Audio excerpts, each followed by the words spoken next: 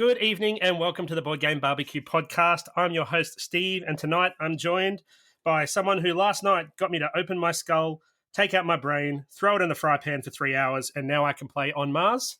So I guess, thank you, Sarah. You're welcome. Thanks, Steve. How are you? I'm good. I'm well rested today. It was a great game, actually. I thoroughly enjoyed it, so thank you very much for the wasn't teach. Wasn't the best teach. Wasn't my best teach ever, but we got through it. Hey, I won the game, so I'm not complaining about the teach at all.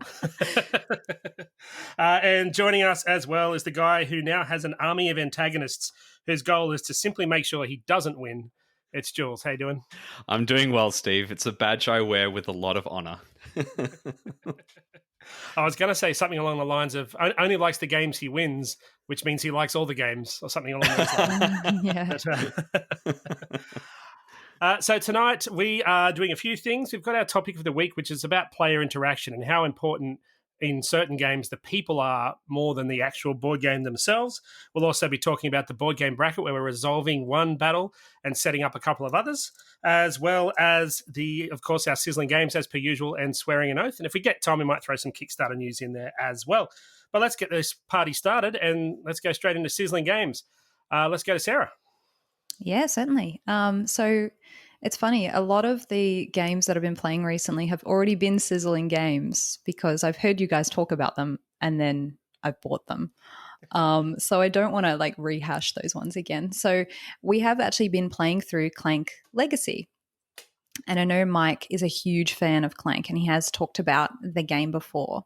But basically Clank is a really fun deck building game that's very much push your luck because you are delving into this, underground lair of and for treasures, and you're collecting these treasures. But every time you do it, you're making noise and you're alerting a dragon to your presence, potentially. So the dragon does, attack you, and you have, I think it's 10 health or something like that. And it's basically your health is cubes in a bag, and every time the dragon attacks, you pull out a number of cubes. The angrier the dragon is, the more cubes you pull out.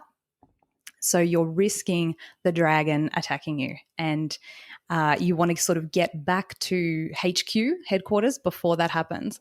So in Clank Legacy, it's really, they've done a very good job of adding all these different legacy mechanics into the game.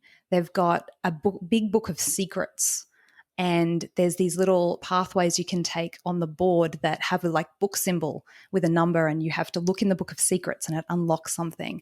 So it's very story driven. There's all these new cards you have to put in the adventure deck, which are cards you can buy later and that have a power, because on your turn you're playing 5 cards from your hand. And there's ways you can actually manipulate those cards as well. So you can actually write on them and add powers to them and things like that.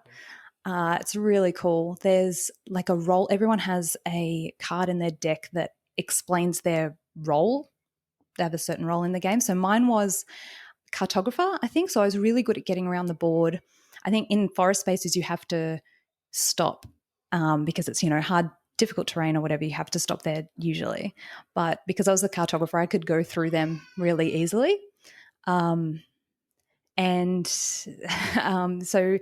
that was my role. And then they also have a whole bunch of other things like new tokens, new rules to add into the rule book. You name it, any kind of legacy mechanic that you can think of, they had it in this game. And it's fantastic. And it's really humorous too. The stories were really funny. I don't want to sort of spoil too much, but the different people that you meet are really funny, and you're actually your boss sort of you have to report to is always down on you and saying you're not good enough and all this stuff, and it's just I don't know, it's really got a lot of character to it.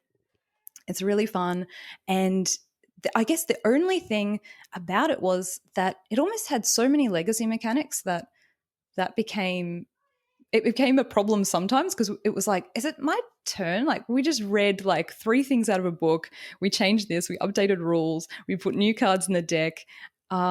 Whose turn was it? Kind of thing. So there's a lot of that. So I think it's definitely for people who love legacy games because of all that added stuff.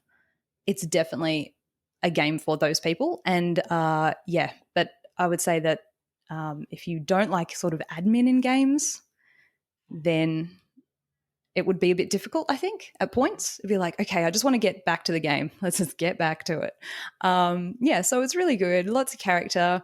I can totally see why Mike likes it. This is my first foray into Clank, by the way. It's sort of, just gone into the deep end with it. And it's a big box. The board is absolutely stunning. And that's the other thing. You're adding stickers to the board as well. Like there's only, you can see like half of the board is missing when you buy the game. So you're adding all these locations and things to it. Yeah, it's really nice. It's if you like legacy games because of that, adding stuff to a game, then this is it. Like this is the pinnacle. It's got more legacy stuff than you could poke a stick at. It's really cool. That's the question I was about to ask you, but you've said that you're in the same boat, and I've not played Clank, and I've been keen for Clank Legacy because I've heard it's such a great legacy game. Because I am that person who loves stuff. The totally different thing from what you start with to what you finish with. So, purchase pen. So it's not a cheap game. I think, it's not a cheap game. I actually got it for my birthday, so I don't know the exact price that it costs, but I think it's like $150 or something. It's pretty expensive, but so maybe you should try Clank one time at least. Make sure you like it. Have you finished the campaign? The legacy elements? No, not yet. We're almost done. And then I think there is an evergreen game you can play after that. So it's not rip it up, it's done. And there's also a whole bunch of expansions that have come out for it as well. Okay. But I think I'll still have legacy stuff in them, I believe. So it continues. And how many hours have you got out of it so far, you reckon? Oh, loads. So at the start, I think games were going for about 45 minutes to an hour in the beginning. But then because there's all these different things going on and like there's a running story through it and all these like little side quests and things, it now takes about 2 hours to play each game. So we're getting a lot out of it. Yeah. Yeah, cool. Yeah, so it's good fun. What about you, Jules? Have you played Clank? I've never played Clank, actually. But, everyone keeps mentioning it. So I'm feeling more and more like I need to give it a try. Yeah. I'm a big fan of deck builders, and it really does have a lot of variety in it. I guess the only thing that I would say in terms of if you really like deck builders, usually you have like a supply and you can strategize and go, right, I want to buy a few of those in my deck and I want some of those cards. And the only thing with Clank is it's a randomized market. So you can sometimes be frustrating. Yeah. Or unlucky. I noticed Mark a few times has, I flipped over a new market at the end of my turn and then there's these cards that are so powerful and I'm like, I wanted those. So there is that. But other than that, it's a wild ride. It's really fun. Cool. So that's Clank Legacy. I'm, as I said, keen as for this one. So interested to hear your thoughts with the Evergreen game afterwards. I'd love to know whether that's a better experience than normal Clank with a heap of expansions or something like that. Yeah, so I would definitely like to compare the two. What about yourself, Jules? What have you been playing? Well, I've been playing a game that's pretty hot on the market here at the moment, and that is Fort. So this is also a deck building game. So it's a 2 to 4 player game, and essentially what you're trying to do is get the most victory points, but there's sort of a few different paths you can go down to do that. One of those main ways, which is written as the title of the game itself, is you can build a fort. And basically on your turn, what you're doing is you have a starting deck of kids, and they all have different synergies there's 6 different suits in the game. So there's skateboards, there's water pistols, there's books, and I can't remember the other ones, but you essentially build these combos in your deck, and you get to play one of your kid, and it's quite difficult to perhaps explain the whole game because I will say it looks like a cute, fun game, but there is a lot of symbology in this game. Like it comes with a big player aid, and there's probably, I don't know, would you say 20 plus symbols to learn, Sarah? Yeah, something like that. There's a lot. And that's one thing I know that some people have been turned off the game from. But honestly, once you get into it, the symbols start to make sense. Like, because a few of them are one symbol plus another one together does some different interactions. But basically, on your turn, you're going to play a kid, and you might play a few more based on what action that kid triggers. And once you've done that, you then get to recruit a kid to your, group of friends. Now, what's really cool about this deck building game is there's a public park in which you can recruit kids from, but also there's yards that everyone has, and basically what happens is the kids that you didn't play on your previous turn go into your yard. It means other players can take the kids from your deck into theirs. So there's this stealing mechanic, and in the few times that I've played it, there's been combinations of, oh yes, they've got that kid that I really want because it synergizes well with these cards I've got going in my deck, but also I know that kid they've got is really crucial to their deck, so I might just take it out so they can't. I That doesn't disrupt sound like their you, combo. Jules. No, not at all. I'm not into kidnapping. Trust me. But it's a unique twist on deck building where I haven't played another game where you can actually steal the cards from someone else's deck. I've played plenty of games where there's a market, like Sarah said in Clank. You can obviously take a card before someone else if the turn order's right, but this is straight out taking a card from someone that they may have stolen from another person 2 turns earlier or whatever. And it's a really clever game. I have to say there's perhaps a tendency for people to get a bit AP in the game because there's just so many different combos that you can do. But perhaps that's just the people I've played it with. But once you get really familiar with the game itself, I think it moves quite quickly and you could play it in an hour or so. But yeah, it's really clever. I really like it. And just touching on the paths to victory that I alluded to earlier, you can upgrade your fort, which you do by collecting toys and pizza, which are the main currencies of the game, and which is really cute. And I have to say, the production quality of this game is phenomenal. It comes with these big, chunky, double-layered boards where the wooden tokens nestle into those double layers. It's just beautifully done. The artwork is incredible, really evocative and fun and silly. The other ways to paths to victory is you can just have a bunch of kids that, combo with different cards, and you can get a lot of victory points that way. Because the way in which the game ends is someone reaching 25 victory points, or someone builds up to their level 5 fort. And the first person to do that, they get a little bonus card, which I think is really cute. It's worth an extra 4 victory points, which is called the macaroni sculpture. And I just love that. It's so cute.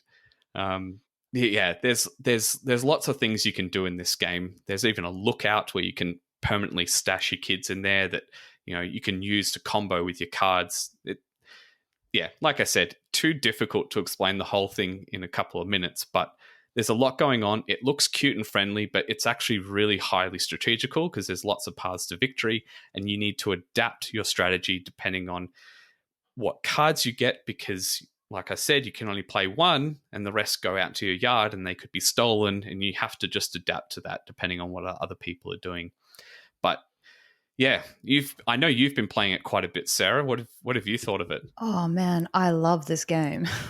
I actually I wanted to do it as a sizzle, but I let Jules do it as a sizzle. We can share the sizzle. No, I really love it. I don't know if you guys have heard of a game. It's very, it was really popular called Glory to Rome. Yeah. Yeah, so this has a lot of similar mechanics to Glory to Rome, but I never got a copy of that game. It's really hard to get. Now, this one is like a simpler version, but it has some of the mechanics that I absolutely love about Glory to Rome, which is, like you said, Jules, that tucking card. So you can tuck cards, which will let they'll let you power up the card that you're playing if it's the same suit. Yeah. You can follow other people's cards as well. Yes. So that's one good way to get rid of a card from your hand, because as Jules said, the ones you don't use are going to be open to other people taking them. So you want to use as many cards as you can. Yeah, so you that's can right. follow what other people are doing. Yeah, that's one of the main things I should have said about this game that I like. You don't have a lot of downtime because each of the cards have two actions. There's a public action and a private action. Only you can do the private, but the public, anyone can copy you if they discard a card of the same suit. And I love that. There's not much downtime, so you're always paying attention what people are doing, going, oh, this card's really good that I could use it on my turn, but I really want to copy that action. Yeah. It's like, oh. Yeah. It's just great, isn't it? I really love it. And just that, there's a couple of kids in there that have the secret action upgrading your fort. That's the private action, I should say. No one can copy you. No one can copy you, because the thing that happens is when someone upgrades their fort, then it's a big deal and everyone wants to copy that if they can.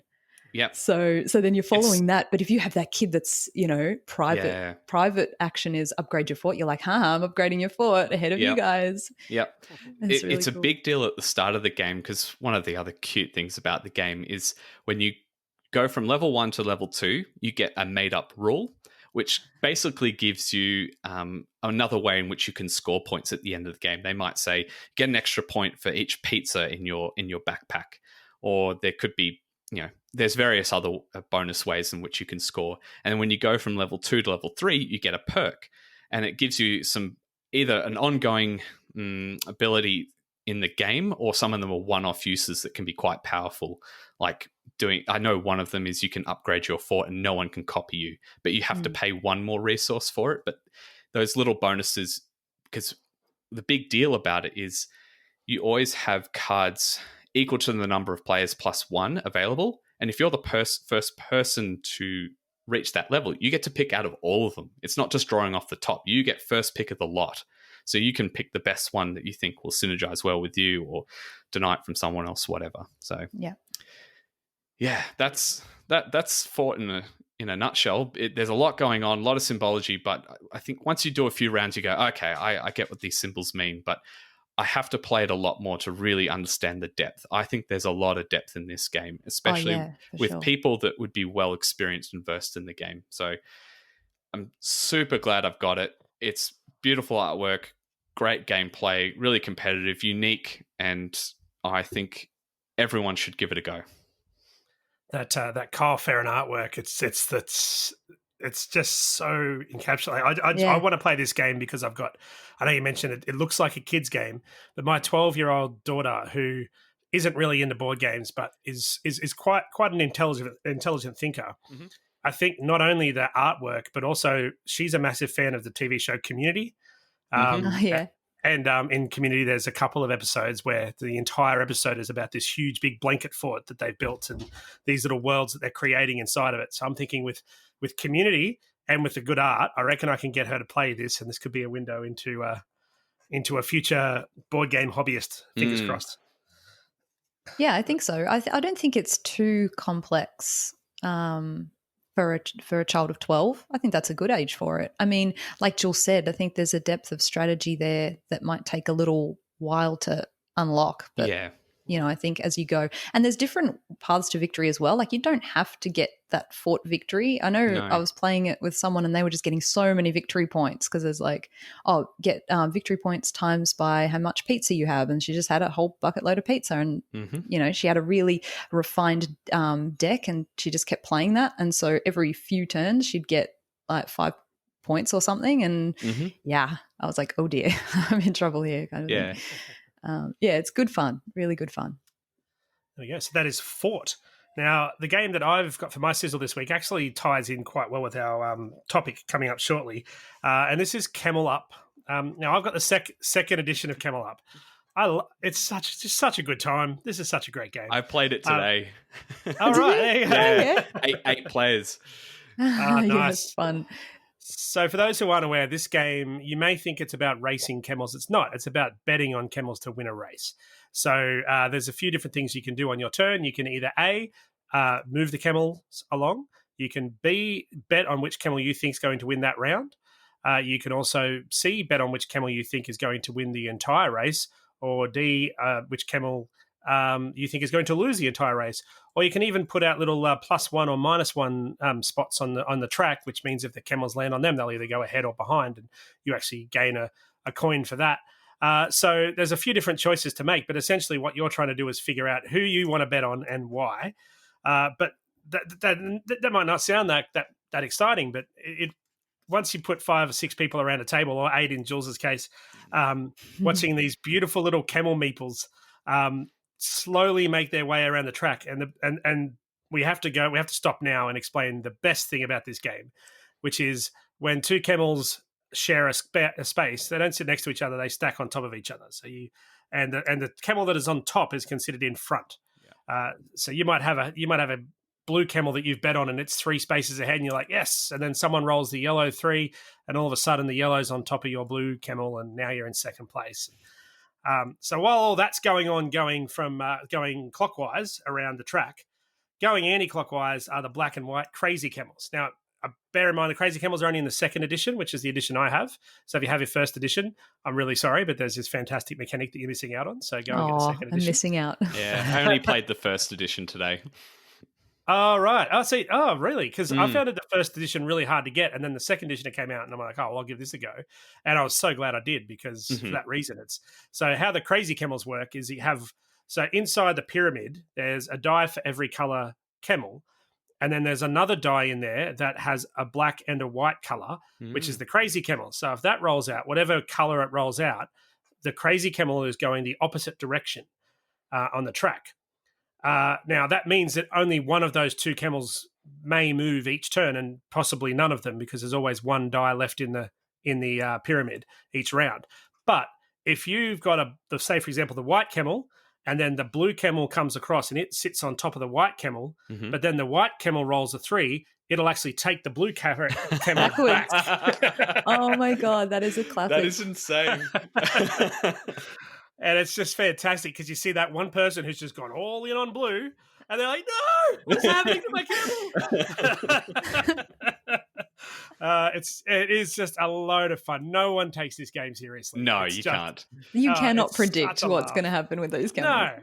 No. And like I've got a photo. I should put it up. I'll put it up when I do the video edit. And it happened in our game, and it was like, it's only ever happened once, but we had the white camel going the wrong way, and every other camel stacked on top of it. So every camel was in the one space going the wrong way. That is so funny. It's such a great game. So it really is just like, there is no strategy. There's no like entry point that I can play this with any, like, probably 5-year-old upwards. Yeah. They might not understand the betting stuff, but with a bit of guidance, you just go, oh, maybe go there or maybe go there. But they don't care. They're just watching the camels race around, and and you get in trouble if you ever dare to think to roll the die for them, because, again, in the 2nd edition, you actually pick up the pyramid. It's plastic. Yeah. You press a button and the pyramid essentially poops out a dice. Yeah, that happens in the 1st edition too. Pooping out a dice. Right. Yeah. Camel Up, it's just an absolute laugh. It never misses. I've had it for a couple of years now, and it's just always a favorite when we have a games night, or when we have anything, just some downtime and we want to play a game. So absolute sizzling game every time.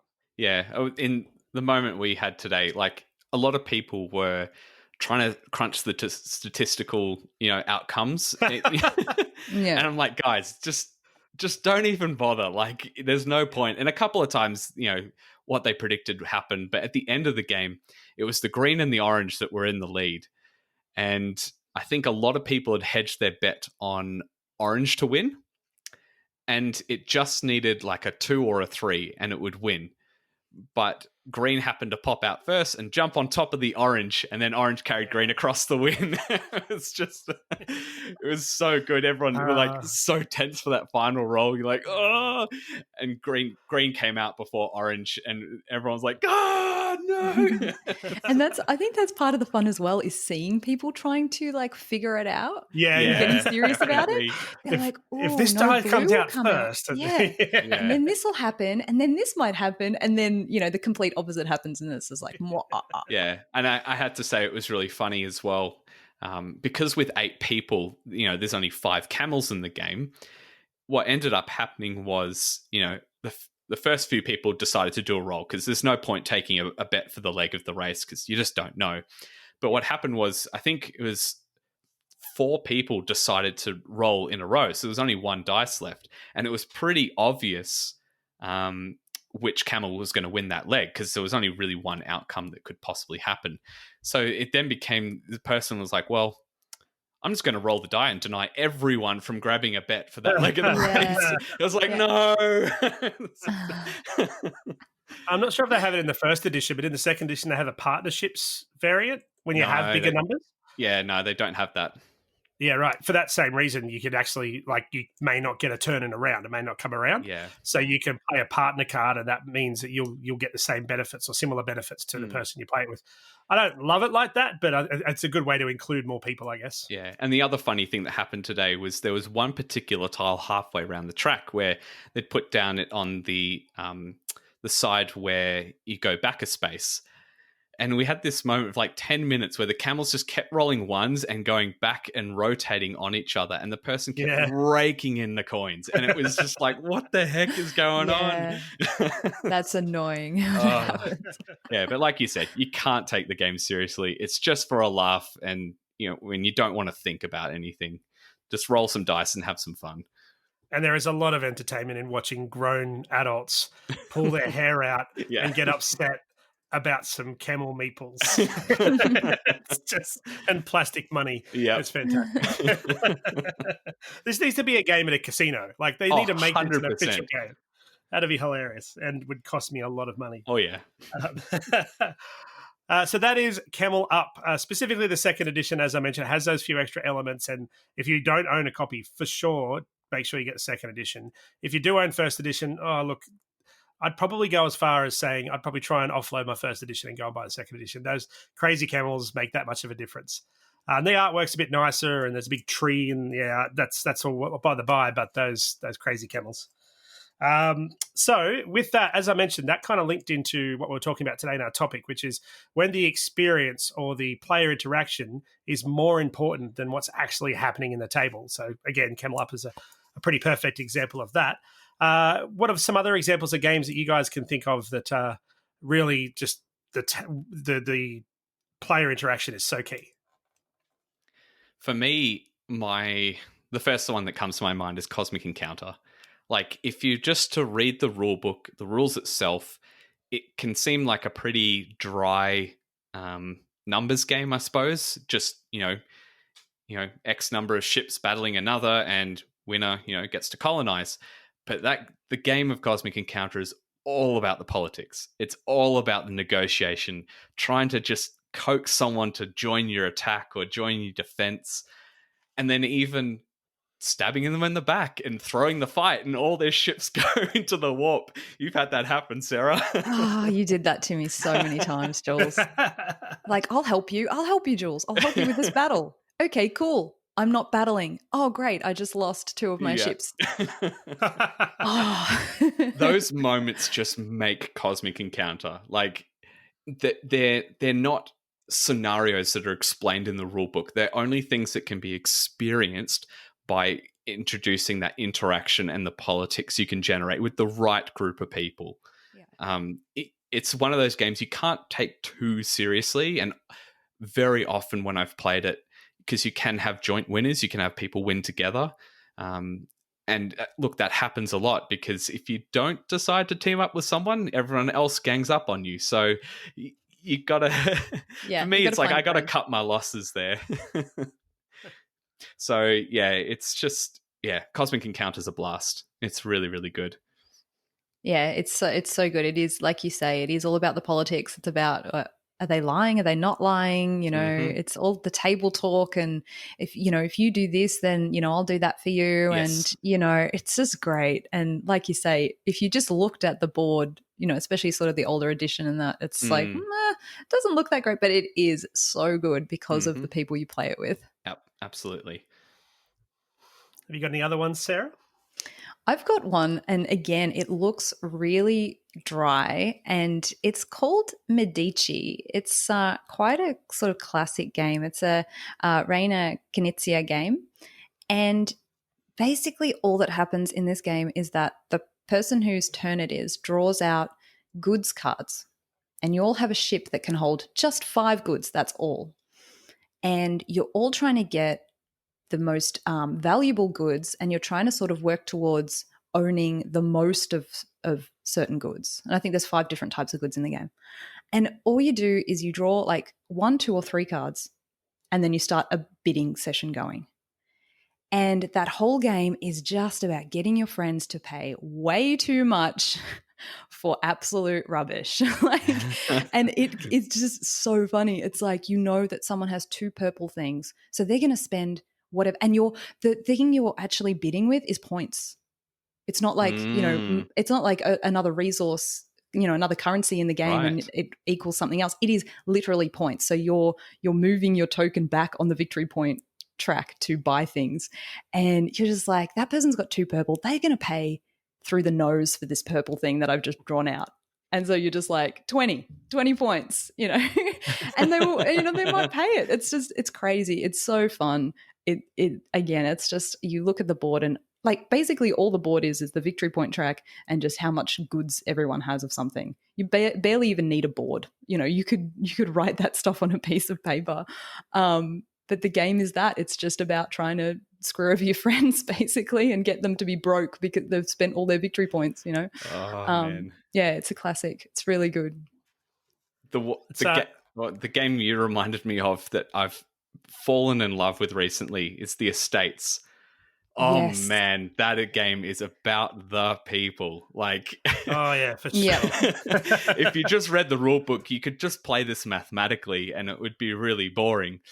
But there's just something about grabbing that really valuable piece that someone else wants so bad, and they will pay through the nose for it, and you rake in that cash, and just that closed economy where you can monopolize the cash that is existing in that game. Oh, it's so good. So good. If you have like a lot of money in that game, that's basically it, right? Everyone is just waiting for you to spend that money, right? So that the money's back in the pool. Yeah, absolutely. So much power. Mm-hmm. It's Jules cops a lot of flack for playing evil in our games, obviously. But I've only played Estates once, and it was with Jules and a few other people from our community.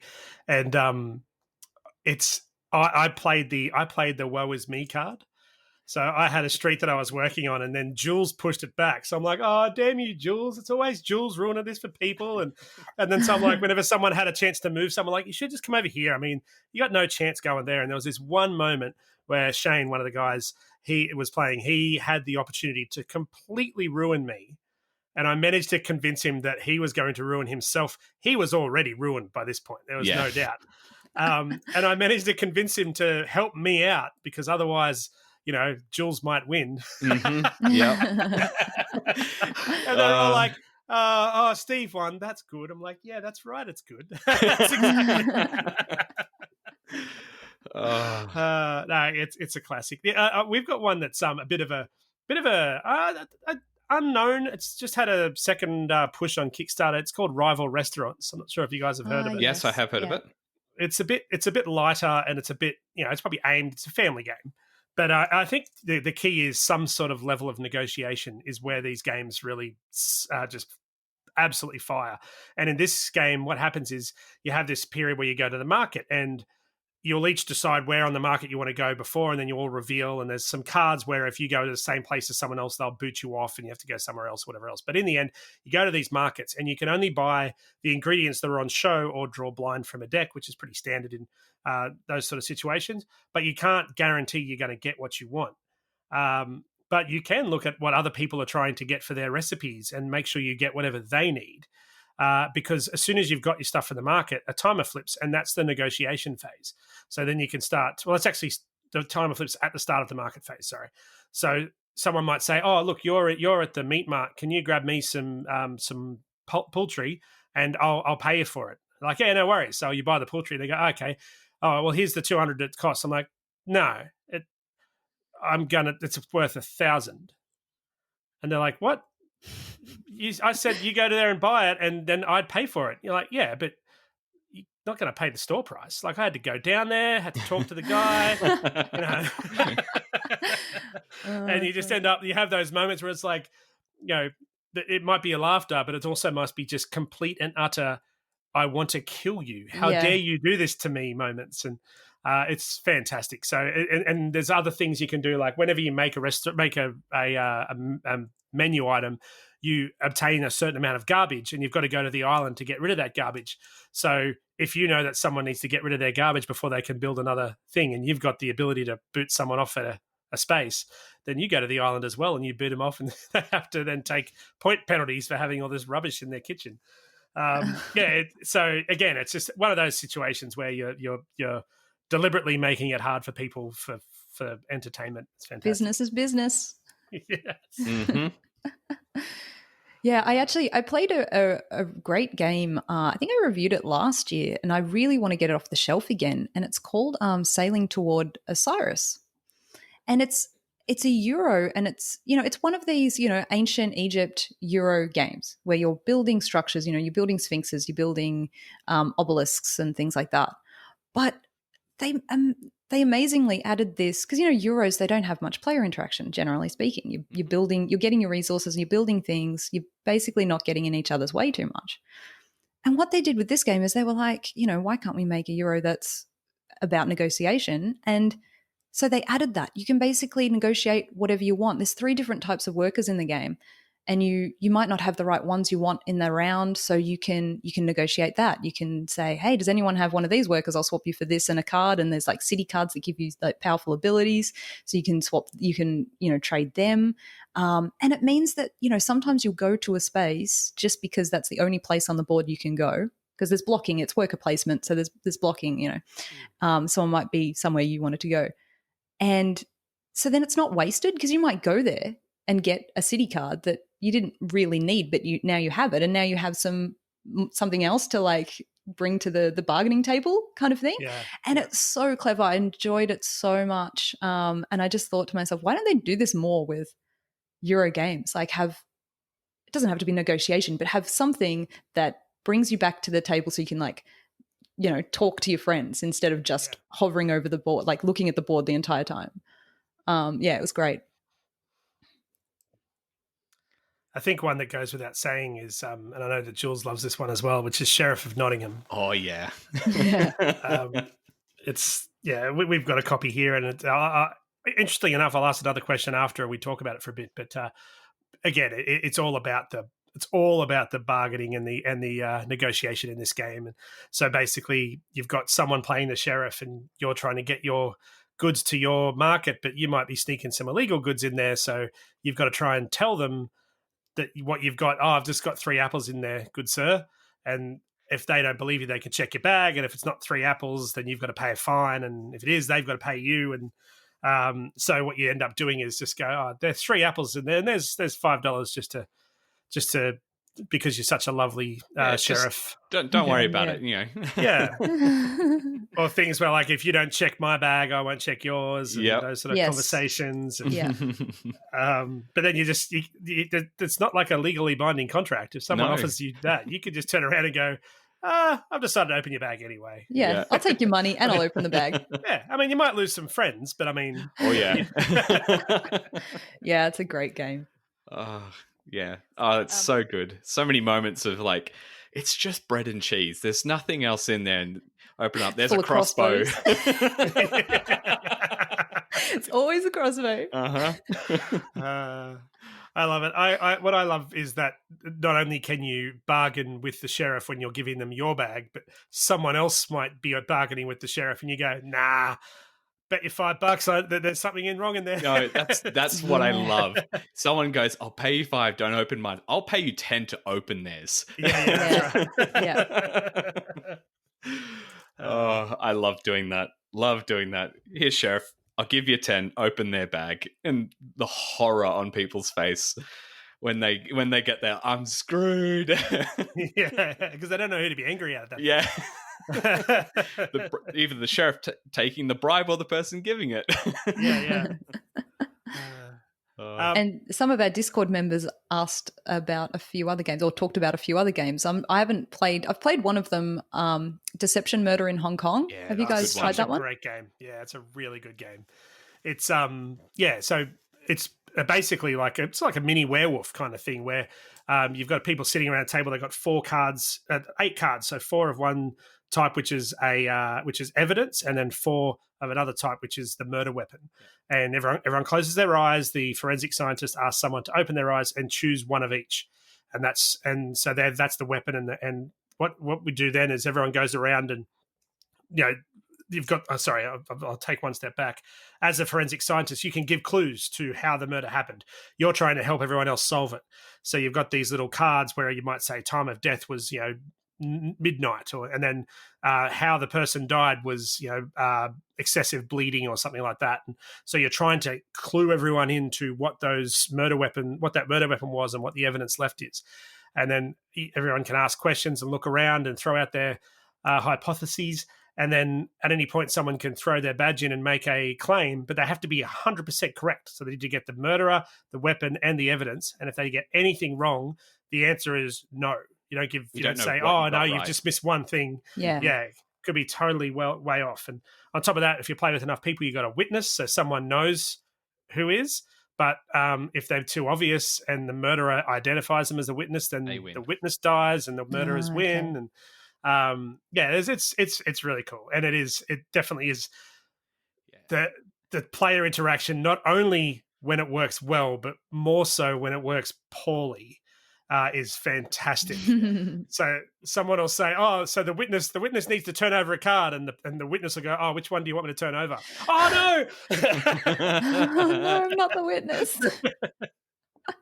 It's so good. Yeah, and I have to say, as the person giving the clues, you're limited by the cards. You've got like 6 words on a card that are sort of on a theme, and you get to put just a token on one of them. And it's word association, really. But often the clues are useless. They're so vague, and it's just like, how do I associate this needle with, I don't even know the relationship between the people. Yeah, the status of relationship with the person. You're like, what? It's so good. And not only that, when you give that piece of information which you think is useless, the table might think it's great, and they'll start like making accusations based on that. And then you're like, no, you want to tone it down. So far off kilter. This is not that important. But then the game has a good way of referring that. So whenever you play a new card, you can choose any one of the ones you have played to replace. Mm-hmm. So you can replace it, which basically means forget about this. This is not important. I'll play something else. Yeah, it's a great game. You should definitely try it, Sarah. You'd love it for sure. I did actually play it once, but it was a long time ago, so I don't really remember it that well. But there was actually one person at the table that was not enjoying it and made it quite clear that they were not enjoying it. And so I think that affected at the same token, we're saying these games make your friends make the game. And if they're not enjoying themselves, then it's, there's drags really the no whole point thing in down. Sort of no point in playing. So I would like to try it with people that are into those more social deduction type games for sure. That's actually a question I was going to with Sheriff before, and for me it was also Cosmic Encounter, is that the experience can tarnish the game. I've only ever played Cosmic Encounter twice, and the first time I played it, I actually sold my copy afterwards because I'm like, this doesn't work. And then the second time I played it, I then went and repurchased it. It really depends. Like if the group isn't gelling with the way that the game works, it falls totally flat. I've had the same thing happen with Sheriff. I had Sheriff as a 9 out of 10 game, and then I played it once with the wrong group, and afterwards I'm like, I didn't realize that this game could be so unfun. Like it's just we're just passing bags around and go, yeah, righto. Like it was. You need to get into it. You need to get into the theme of the game and the characterization and stuff. You need to do that taunt to watch their reaction. And if it's one person doing that, then it almost always falls flat. Like if it's one person trying to lift the game up, and everyone else is like, it just feels like you're trying, you're pushing it, pulling, what do they call it? Lead a horse to water or some random cliche that,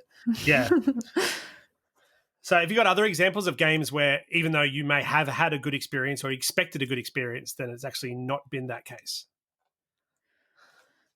I remember I played a game of Avalon. And it's pretty funny. So I had played Avalon before, and I'd had a great time with it with friends, like people I knew. very well. And then I played it at a gaming meetup with people I didn't know very well, and I was a bad guy, and we lost.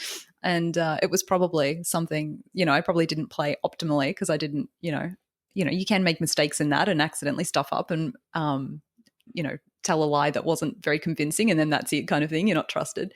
And at the end, some guy like stood up, and he literally stood up from his chair and pointed at me and said, "You're a SHIT teammate." Whoa. And it was really dramatic. It was like, "I'm sorry." Jeez. Yeah, he had like a little tantrum, but it hasn't stopped me from liking that game. It was just that particular experience that I went, "Oh, this is, if I wasn't like hardcore into games, I just turned up to this gaming group and gave this a go, that might scar me, and I might not want to play games ever again." I'll play any game except that bloody Avalon game. I'm not going near that.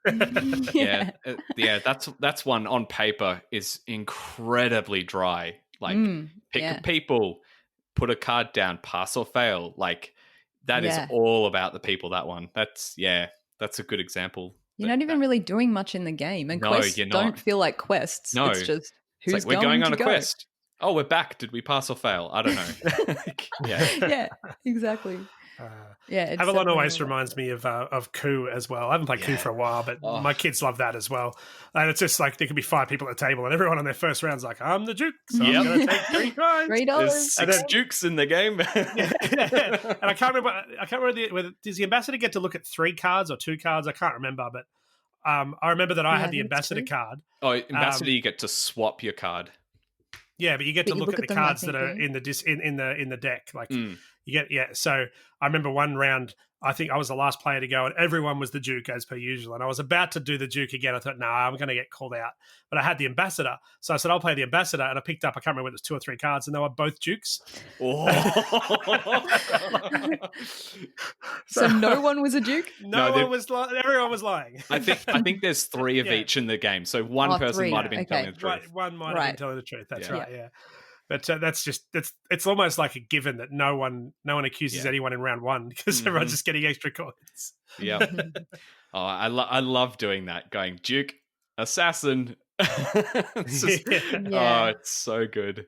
Coup's a really good one. Definitely the people make that game because again, on paper there's not much to it, but it's psyching people out and watching their reactions and classic social deduction. Yeah, Kevin in the group though, on our Discord, he did have quite a lot of he was talking us through his strategy to it. So he seems to have it pretty much down because I guess there is a lot of probability and things you can do to work out who has what. Sure. And, yep, definitely. Yeah. One of the things Rosie said in the Discord as well was, whether they do, this sort of touches on what I said before, whether these kind of games work only with your friends though, or can you play these kind of games with strangers? I think if people are light-hearted about the game, you could play it with anybody. I think any of the games that we've mentioned, the game being more about the people creating the experience and the rules of the game themselves. It's if they can be light-hearted about it and get involved and get just get into it, basically into characters or a thing in the game, then you could do it with anyone. But if you are playing with people that are just playing by the rules and they're not seeing the next level on top of it, of that interaction, negotiation, and politics, then it will fall flat. But I've played games, some of the games we've mentioned with complete strangers before, and it's worked perfectly. But that's because they're coming in with an attitude, I'm here to have fun, and they understand that, part of the game is negotiating with people, and that's, you can't control that. I think I've run a few gaming nights here in Cloncurry, and what I found is that these games work towards the end of a night, even if you don't know anyone there. Like we've had the first couple of nights we did it, they were all new people basically, and we play some game like just to get people in, to particularly party games, just trying to get people having a good time. And by the end of the night, maybe a couple of brewskis in, or Just a bit more like that initial, I don't know if I should be here kind of thing has already gone. Everyone's having a great time. You pull out a game, even like games like Codenames. Mm-hmm. I was going to mention that one. Yeah, like these are the sort of games where everyone just is relaxed, and I think it's a great way to actually form a bit of a bond. Yes. Kind of make friends with people, because all of a sudden you're thrown on this team, and this one person's trying to explain to you something, and you've all got to talk and work it out together and all that sort of stuff. So, perfect example is another game that was mentioned in our Discord, which is Telestrations. Oh yeah, This would not be the first time we've talked about Telestrations on the show, but it definitely fits into this mold where who cares what the game mechanics are? Like in the end, I still don't know how to win that game. I've never played it to win. No, I've never done point scoring for it. Yeah. The only disappointing thing about that game is that if you have more than 8 players, you don't have enough sheets to go around. But other than that, it's just an absolute belter. Mm-hmm. Yeah, I guess just going back to Rosie's question, I was going to mention Codenames as an example, because that's a game you could play with anybody. It's really simple to learn, but I think there is something about playing it with people you are familiar with, and any of the games that we've mentioned, because you know each other, you know your ticks and the buttons you can push on people. And with Codenames itself, because you have history with people, it just elevates the game to another level.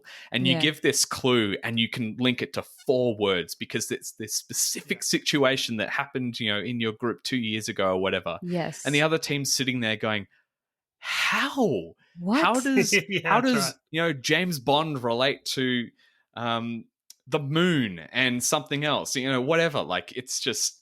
I think you've got some psychic connection to your friends or absolutely. something. Yeah. And but having that connection and history and story, you can go, if I say this, they'll know exactly what I'm talking about from 2 years ago. And it just elevates the game so much more. And that happens in Decrypto as well. Absolutely. And it's fantastic. Yeah. I think with Codenames too, and it's probably the same with Decrypto as well, it also works well if you've got a stickler for the rules and also the opposite of that. Mm-hmm. And this might sound bizarre. It might sound like that doesn't work, but it's hilarious, especially late at night. You might have a situation where someone goes, "Oh, this is a bit of a stretch, but penguins," mm-hmm. and then the person who's a stickler rule goes, "That's a verbal cue. Can't say that. You've lost. You've moved on." Everyone has a laugh or whatever else, and then or someone will do this, and they're like, "That's a non-verbal cue," and it just becomes some other type of entertainment. It's fantastic. So, well, there's so many more that are mentioned in our Discord, so I'm not familiar with some of them. So I'll just quickly ask you guys. One that got mentioned was Civilization back in the 90s. I think, I'm not sure if they're referring to the video game there or the board game. I think it was a board game as well. Yeah. And then Chinatown. Have you guys either played Chinatown? A few people mentioned that. I haven't, but I really want to. Yeah, it's on my wish list. I'm not even, to be honest, I've not heard of it. When that one was mentioned, that's what made me think about Sailing Towards Osiris, because it is so much about the negotiation that really boosts the game up. And I do like that sort of negotiation element to it. So I would definitely want to try Chinatown at some point. There we go. So there's plenty more there too. So if you've got any others, just jump into our Facebook chat and talk about it, or into our Discord as well. We're always willing to chat about games, especially games that we've had the topic of. We had a great chat going after last week's Roll and Rights episode, so we'd love to see that again. And with that, we'll move on. We'll head to our board game bracket. Okay, so the bracket... just wanted to just go over the one that we finished. So as you may already know, we're about halfway through round 2 at the moment, and we had one. We've still got one going on, which is the big one, which is Scythe. Sorry, not Scythe. Oh, I've mentioned Scythe on an episode. Oh no, the you one that you love. Oh, the one that you love. Whoops! It's Gloomhaven versus Akamhara, the living card game. Now, this has been a strange race. We had Gloomhaven jump out to an early lead, and then Akamhara romp in with about 200 more votes. And then ever so slowly, Gloomhaven is crawling its way back. So if you are listening to this now, you've got literally only a couple of days left. Get on there and vote for Gloomhaven. And if you're listening to this now and you want to vote for Akamhara, we're sorry, the voting is closed. Yeah. Go away. I concur with this. But so that's still going. But today we're finishing off Gaia Project versus Akamhara 3rd Edition. So a different Arkham game. What do you think, guys? This one was pretty tight. Who do you think got the Guernsey in this one? I'm going to say Gaia Project just because I want it to win. That's going with what my about, heart. isn't it? Going with my heart. that's another Connor because I said so. Yeah, because it's a better game. There you go. I have not played either game. I've been wanting to try Gaia Project for a long time, and there is a lot of love in our community I've noticed for Gaia Project. So I probably tip that one as the winner. So I can tell you that the winner won 60-40. So it's pretty close. But it was Gaia Project that got the win. So Def finally wins a round 2 battle. There we been go. struggling. So Still in Gaia the Project will head through to the 3rd round. Now we're setting up 2 other battles tonight. One we're not going to talk a lot about because it's actually my game versus my game. So it's Dice Throne versus Champions of Midgard. So no one wants to listen to me battle against myself for 10 minutes. So what I have done though is if you go to our YouTube channel, which is just Board Game Barbecue, I've got a video on there of me going through both the games and what I love about both of them and how I would vote and why and all those sort of things. So it only goes for about 5 or so minutes. So go and check that out if you wish. That's up on our YouTube channel now. But we need to set up another battle tonight. So this one is actually supposed to be Jules versus Connor, which is a War of Whispers versus Root. But Sarah and I played a little bit of Root, so we thought we might be able to try this one out against Jules as we speak. Sarah, do you have much of an idea about Root? Well, it's cute. It's got that Kyle Ferrin artwork again, and it's got different factions with different powers, and I like that. That's pretty cool. What else can I say about it? I think we need to call in an expert for this. It would be good if we had one on the line. Yeah. What about you, Steve? What's your experience? Yeah, well, I've only played it a couple of times, but I've had a really good experience. I've always seemed to end up being the cats, but recently with the app adaptation, I've been able to play with the Eerie Dynasty and a couple of the other, the Vagabond, and I can't remember the other ones are, but the toasters. Which ones are the toasters? The mice? I don't know. They just look like pieces of toast. They do. Hang on, of what's course going on he's here. Were you suspicious at all, Jules? Of course. I'm like, he looks very focused. He looks very intense. He does. He's been playing Root right now, I think. He's like in the war zone. How you going, Connor? Hello, everyone. How are we? They're really good. We're struggling to give Root its just desserts Because Yeah. it's trash. possibly help us out here. What's it up Them's against fighting again? words. A game that like no one's ever heard of. Is that right? A war of It's a War of Whispers. Oh, right. So I guess if you could explain a War of Whispers, it would be a war game where you don't actually fight anyone. You don't fight anyone in a War of Whispers, whereas in Root, you do all the fighting, and not only do you do all the fighting, you get to fight with a whole bunch of different factions, whereas in War of Whispers, all you do is fight with the cubes and, you beat up towers, whereas in Root, you get to fight with cats and birds and, foxes and a vagabond and a mercenary group of otters. Like, why would you not want to do that rather than in a rip-off,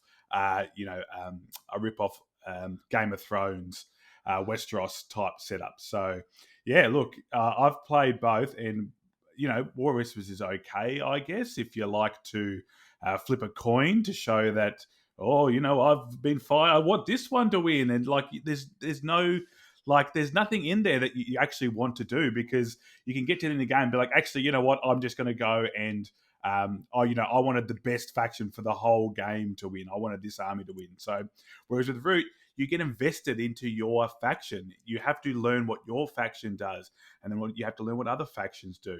It's so much better. And if you had to pick one, you'd pick Root every day of the week, because War of Whispers, it's all you're doing is betting on who's going to win. And we all know that gambling is not a responsible thing to do on this podcast.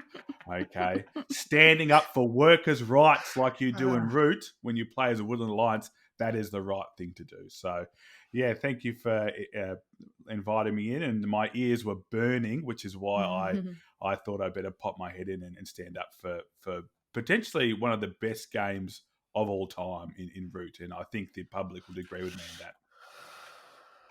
That is a big claim. Best game of all time? Jeez. No, I said one of the best games of all time. And War of Whispers wasn't even one of the best games of the year it came out. So I don't know, like, what, you know, there's no competition. Like, it's just incredible. The art's fantastic. The amount of play testing that would have had to go into that to make sure that even though all the factions are asymmetric and truly asymmetric, none of them play like one another, that they still have some sort of balance. And the fact that you can't just play one once and expect to win, I think that goes to show that the game is truly balanced. Because if that was the case, then it wouldn't be very fun at all. I thought they did have some further documentation to balance it out. They had massive balance issues. They had all kinds of errata to fix the game. It was totally busted. Yeah, but they've gone and fixed it, which makes it an even better game. They didn't get it right out of the gate. Well, you're not supposed to get it right out of the gate. It's a war game. All these competitive games. This is a rubbish excuse. I'm sorry. I don't get frustrated on this. It is a game where you fight against each other. Of course, there's going to have to be hot fixes each time, but they go and do it. They listen. So great job to the people over at Root there for fixing those things, because leader games, it's a massive thing, and they want it to be this game that will continue to grow and continue to with different implementations of rules will continue to be lots of fun. And it's not for everyone, but I guarantee it's for more people than War of Whispers, that's for sure. I'd have to strongly disagree with that one. My experience with Root, it was a hot mess. Like, the factions are so asymmetrical. It's like playing five games at once, but you're playing one of them and you don't know what the other 4 games are going on at the same time. It made no sense to me whatsoever.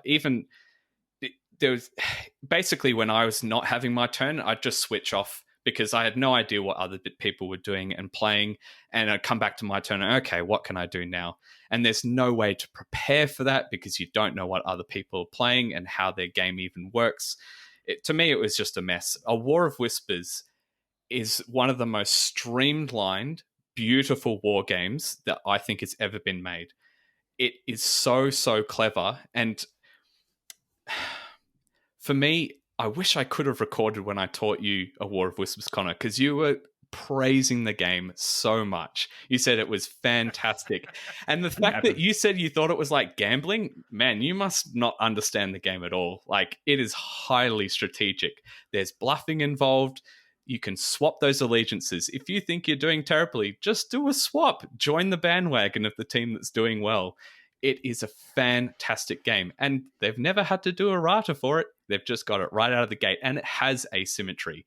All 5 of those factions on the board that everyone can control are completely different setups. They start with different cities and towers and areas on the board and different amounts of armies, and it sings. That game totally sings, and every time I've played it, it has come out completely differently. Not the same faction has won the game every single time. It is just so good. They've run a second Kickstarter for it because they've done so well. There's a collector's edition, which I've backed, that has phenomenal pieces. They're not just cubes. You get banners that look fantastic. The people that you put around on the board have hooded figures on thrones. It looks way better than Root. It is fantastic. It's way more accessible than Root is. Way, way more accessible. And I think that's one of the things it has going for it. That people that aren't actually that into war games, I would any day of the week teach them a War of Whispers over Root. They will get the game in 5 to 10 minutes, whereas Root, you just never get it. It's too many factions and too asymmetric and broken and a hot mess for me, really. Do you know what other games really streamlined, Jules, is the game Snap. So if you want to compare the fact that War of Whispers is streamlined, that's like me saying I'd play Snap rather than playing chess. They are different games. They're totally different games. but you can still compare them to say that Root is a much better game because it has. For me, it's just the actual the fact that the game has so many asymmetrical factions and the asymmetry. Okay, so the asymmetry with War of Whispers is okay. This group has a couple more buildings here. This group has a couple more buildings there. The cards might do some different things. With Root, you actually play a different engine for each single faction, and they play a totally different way. So I wouldn't even compare them. I'd just say, look, they're slightly different player powers. It's not asymmetric to me. It's not the same thing. Yes, they're different, but that's like saying, I played. It was asymmetric when I played Catan because I was on the left side of the board compared to the right. So, yeah, not flying with me. Man, I haven't disagreed with anything that's been said here except for one thing. So both people have had good arguments, but Jules, I'm just going to back you up there a minute because you did say that a War of Whispers looks better than Root. I'm just gonna jump in there and say Root, whether it's better or not than War of Whispers, I don't know, but it does look phenomenal. I have to give it that. Root does look phenomenal, yeah, because it's got the Carl Ferrin artwork again. Oh, I guess art's subjective. But I for me, one of the big pulls is a War of Whispers is so much more accessible, and these are both war games. And I think if we were to put both games in front of 100 people, I think more people would want to go back and play a War of Whispers. It is unfortunate that it doesn't have the reach that Root does, but at the same time, I've seen a lot of copies of Root up for sale in the secondhand market. It has not clicked with a lot of people, and I think. And I think that's because they had the similar experience I did, is the game, it's like 5 different games happening all at the same time. It doesn't feel coherent. It's just 5 things mashing together at the same time. And it just didn't gel with me at all, to be honest. Connor? Final word? No, I've already said what I need to say. There's no convincing this bloke. I will humbly say I could be missing something with Root, but that was my experience the first time I played it, and I think must have been your teacher the way he taught it too. Well, that was you, Connor, wasn't it?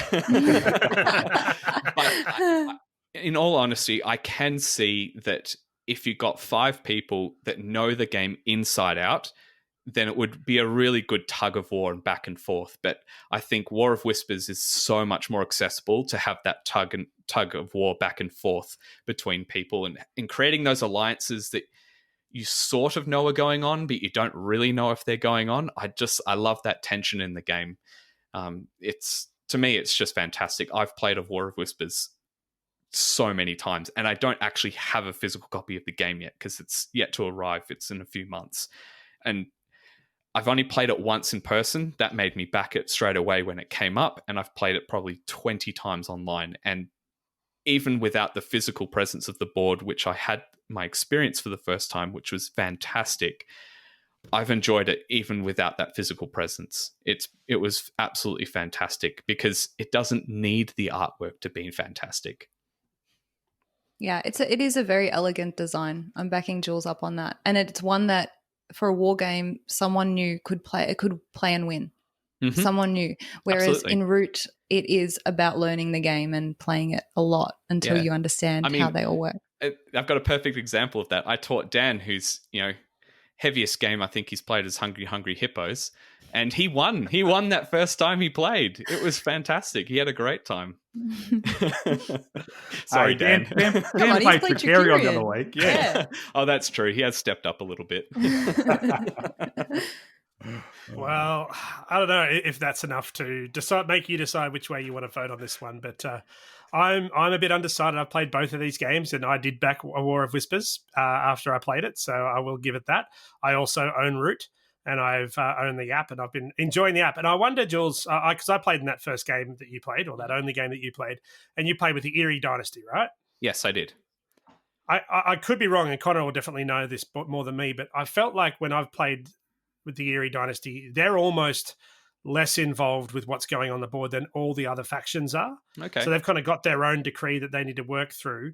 And the only interaction is at some points you're kind of hoping that people do do attack you and knock down your nests. So that's kind of, I don't know, do you agree with that, Connor, that they're kind of more like doing their own thing and hoping that things happen to them, where someone like the Vagabond, for example, he's going to go and make friends with everybody? Yeah, of the four starting factions, the Eerie Dynasty are the ones that are more interested in what's going on their own personal board compared to what everyone else is doing. Because once you set something in motion, you have to do that every turn, and that also might have been something as well, Jules. Is the fact that you're like, well, I've got to do this, so I'm not even going to. It doesn't bother me there's when no everyone else decision goes. there. Whereas if you were, if in particular, if you're the Vagabond or the Marquise de Cat, then you'll either be going in and looking for opportunities to create your own points with the Vagabond, or you will already have presence on the board with the Cat. So everyone is trying to take over from you. That's a really good point, Stephen. I hadn't thought about that as well, and that'd be interesting for me going and teaching more people to maybe point that out before they begin. Thanks. That's good feedback, actually. Yeah. I'll just put it out there for anyone that's in our community. I am more than happy to teach a War of Whispers. We can have it done in 40 minutes, an hour tops on Tabletop Simulator. And it would be even quicker in person. I reckon it'd be a 45-minute game that really packs a punch. So if you want to know what the hype is about and why I'm, pumping up this game a lot, it's not because I just want it to win. I genuinely think it is a better game. So I'm happy to teach that and get a few more votes. All right, so there you have it, Root versus A War of Whispers. This one's going live on our community right now, so you can vote for it as usual via our Instagram story or via Facebook. Just use the emojis there.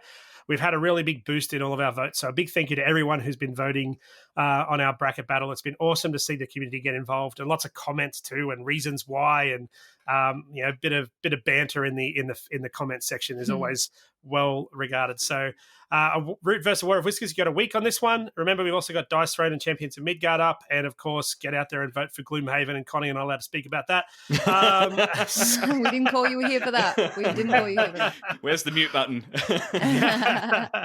But thank you for jumping in, Connor. Always good to have a good battle, especially between Connor and Jules. The rivalry lives on. It's definitely all right. See you guys. I'll see you next time. See ya. All right. Cheers, mate.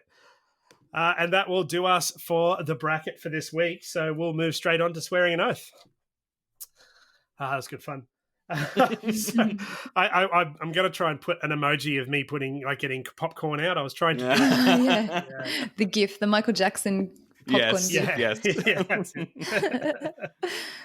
So Swearing an Oath, I'm going to go first here because unfortunately I have a fail. So my oath was Maracaibo. And I shouldn't say I didn't get a table. I did get it to table. I sat down with my wife this morning to play it. We had it all set up. We're going through the rule book, watching a playthrough. But we watched this 15-minute playthrough, and the guy was going at like 100 miles an hour. And we're just like, this is too quick. And we just weren't grasping the concepts very well. And Helen's just looking at me with this face on her like, what is going on? And I'm like, I don't know either. So we've decided to leave it set up, and I'm going to have a reread of the rules tonight and watch a different playthrough so that hopefully tomorrow we can play that one. It's a public holiday up here in Queensland, so that's the plan. So it's still not complete. So I have unsuccessfully done my oath. However, there's only one thing to do in this situation, and that's to back it up with another game that's even more complex. Uh-oh. So I, Stephen Shivers, swear to play not only Maracaibo, but Barrage tomorrow. Oh, my goodness. Well, I'll help you with that one. I've already got a game booked in, yes. I'll just get my brain back out and put it back in the fry pan for another 3 hours. I feel like that's cheating. You shouldn't be able to swear an oath for a game you've already got lined up to play. You have to add a third one. You have to add a third one, Steve. Well, the argument be a cop out. The argument could be that, it's not on your shelf of shame yet.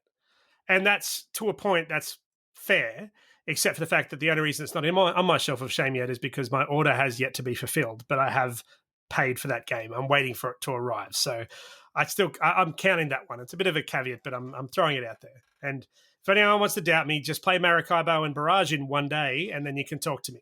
Yeah, So they're beasts. I've got a video for you for the Maracaibo. I watched one by Game in a Nutshell, and it was brilliant. I think it went for Okay. half an hour, and they explained it very well. Oh, cool. Yeah, so I'll send that to you.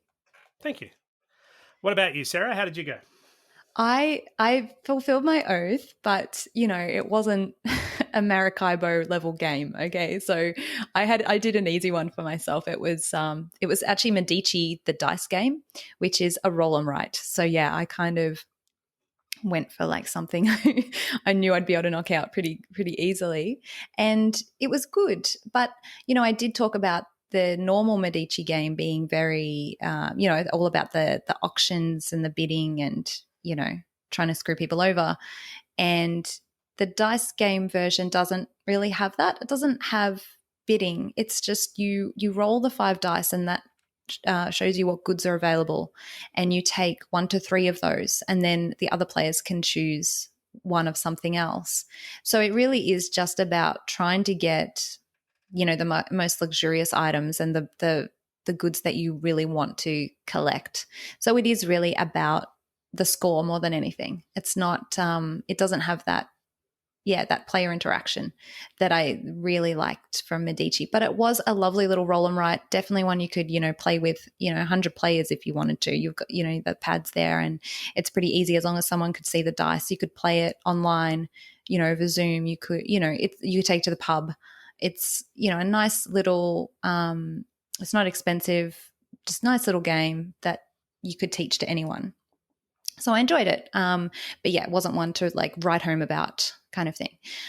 So that's that one. And my next game, so I feel like I should do something that is a little bit heavier because I'm just doing all these little easy games. I actually want to play Time Stories again. I haven't played Time Stories in a really long time. So this is one that I have played through several expansions, but I have Lumen Fide on my shelf, and that's been on my shelf for ages. So I, Sarah Green, swear to play Time Stories, Lumen Fide, by the next time I'm on the podcast. Very good. Now, if I remember correctly, Jules, I'm very interested to hear about how you went with your oath, because I think I've played it before. So if I've got the right game. So how did you go? So my oath, it's been a while since I've been on the podcast, actually. But my oath was It's a Wonderful World. Oh, yeah. And that wasn't the game I thought. What was the game you're thinking of?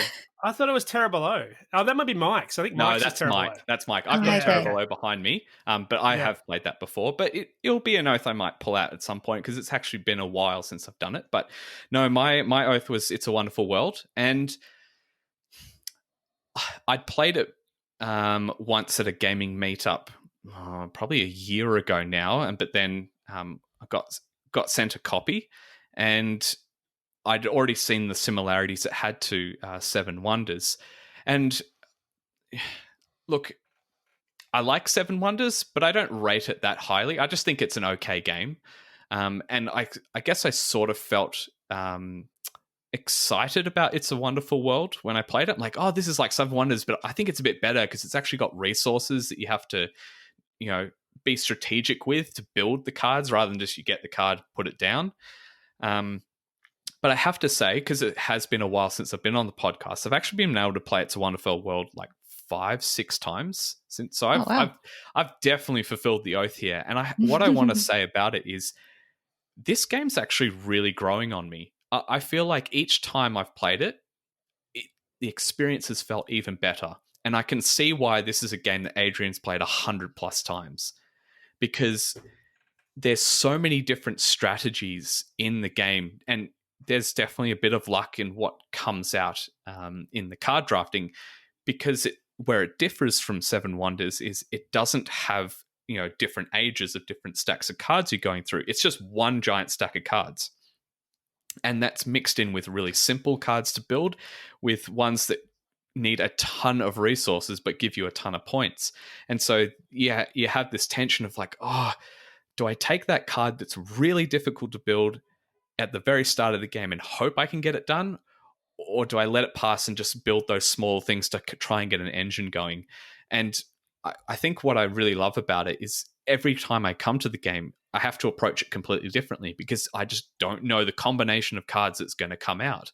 I can't go, like Seven Wonders, like I'm going the green strategy, going the science, just keep sticking to it. This game, you cannot do that. Like there's too much variety and you have to adapt as well as be strategic and hate draft as well. When you can see, they're going heavy on, the finance, the yellow currency. I need to take that from them because that's just going to give them a ridiculous boost in their economy or their engine. So I have to say I really like it. I highly rate It's a Wonderful World, and it's very similar to Seven Wonders in the way that you get a hand of cards, draft one, pass it on, and you're putting down things to score points with different combinations. Very similar. And I would say get It's a Wonderful World over Seven Wonders because I think it has way more replayability. I think it's just as accessible. I taught this to 5 different people that are not board gamers at all. And one of them came away saying,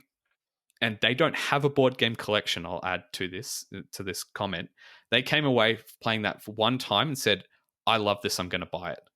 And I wasn't even trying to sell the game. I just taught it to them, but it just clicked. And that'll probably be the first game in their board game collection. That's cool. I think it's so accessible and really well designed, but yet with more experienced gamers, it has a ton of depth and strategy in it. And so I think this is a game everyone should get, honestly. I love the artwork. It's quite unique. And I think Adrian said you need to share your favorite card. All the artwork's different on there. And I think my favorite card would have to be, I think it's like the Knights Templar treasure or something. I can't remember the exact name of the card, but it's really, really cool. And it has like this, I guess the theme of the game, it has this mashup of futuristic versus ancient Aztec and Egyptian buildings you're trying to do, and industry and war machines. It's just all mashed together, which is, I suppose, a bit painted on, but it's not really about the theme. It's trying to get an engine going. It's an engine building card drafting game. So yeah, It's a Wonderful World. Really recommend it. Really, really recommend it. I was surprised. I love it. I think it's a great game as well.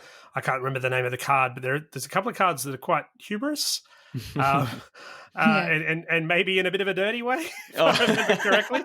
So I'm going to have to go look through the cards again when we get off the show. Yeah. There's one card I'm thinking of. I can't remember what it was about it, but I remember looking at it going, is that what I think it is on that card? So yeah, I'm going to have to go back and check what that is. Yeah, there's definitely some a lot of interesting phallic ones. structures. Yeah, maybe. Yeah. But yeah, one of the ones that creeps me out is there's a card, I think it's called Genetic Mutations or Genetic Adaptations, and it's a picture of a toddler that you can, if you look closely, it has webbing between its fingers and gills on the side of its neck.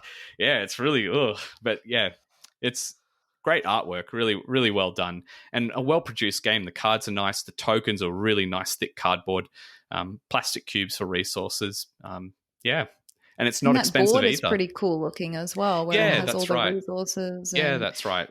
Yeah. And also that element of like working through the resources in a certain order. Yeah, so you earn them one at a time. Yeah. Yeah, so you earn all your grey first, and then your black, and then it's green, then yellow, then blue, I think. So you're not just grabbing them all at once, it's grabbing the grey first, and that might finish a few buildings that earn you black, and then you go to the black and suddenly you're earning more black, and it combo into things. There's combos galore if you can play this well, which that's is so what satisfying. I absolutely loved about it. I loved that about it, that you could plan for that. And I think that does make it, like you said, it's Seven Wonders but elevated. Yes, I think absolutely. because that you've got to plan a lot more for that. Yep.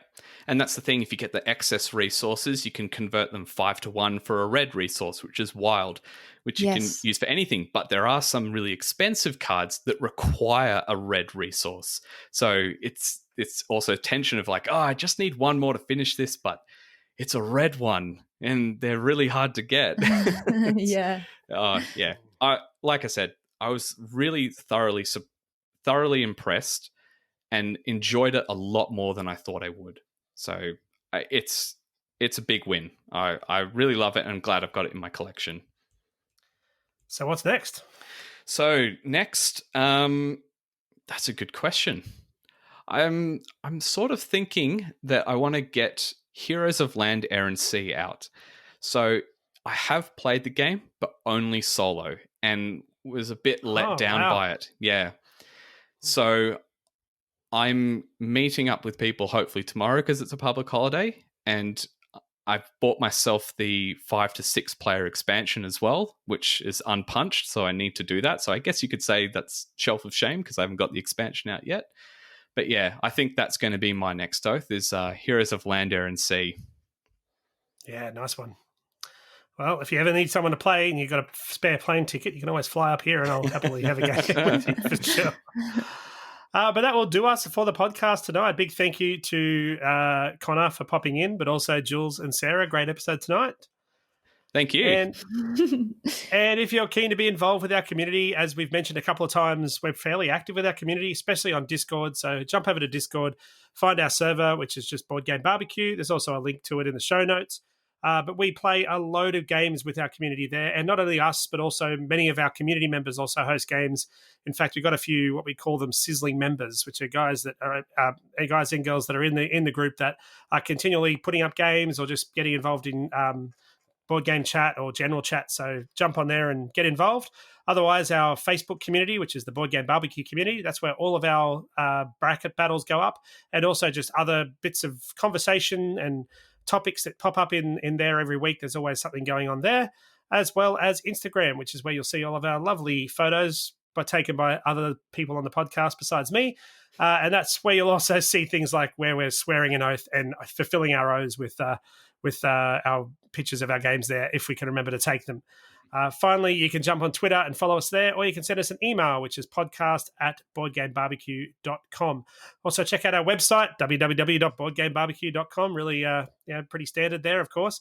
And finally, a massive thank you, as always, to our sponsors, Advent Games. Go to their website if you wish, adventgames.com.au, where you'll find a plethora of games, all very well categorized for your pleasure.